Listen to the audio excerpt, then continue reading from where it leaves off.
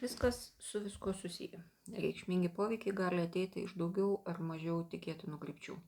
Būtent todėl, man atrodo, geresnis su maistu susijusios psichologijos pažinimas gali padėti gerokai tvirtesnius pagrindus taikai su maistu ir su savimi.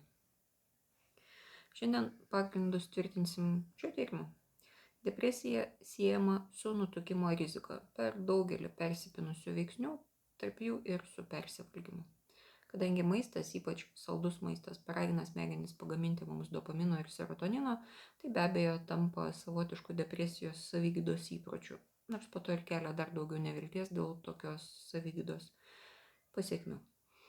Šiame tyrime dalyvavę suaugusieji, kuriems pasireiškia stipresni depresijos simptomai, svėrė daugiau tada, kai jiem kartu pasireiškia ir maisto priklausomybės simptomai, bei apetito jausmas buvo vertinamas kaip didesnis.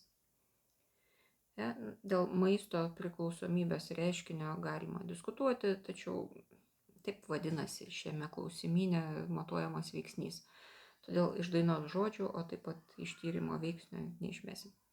Apetito jausmas nėra tiesioginis maisto trūkumo ar pertekliaus atspindys, jį taip pat formuoja keleto veiksnių tarpusavio poveikis. Todėl raginu neskubėti sakyti, tai aišku, kad kai labiau alkanas, tai daugiau ir suvalgai.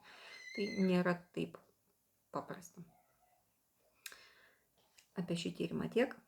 Skanaus jums maisto, taikos ir ramybės.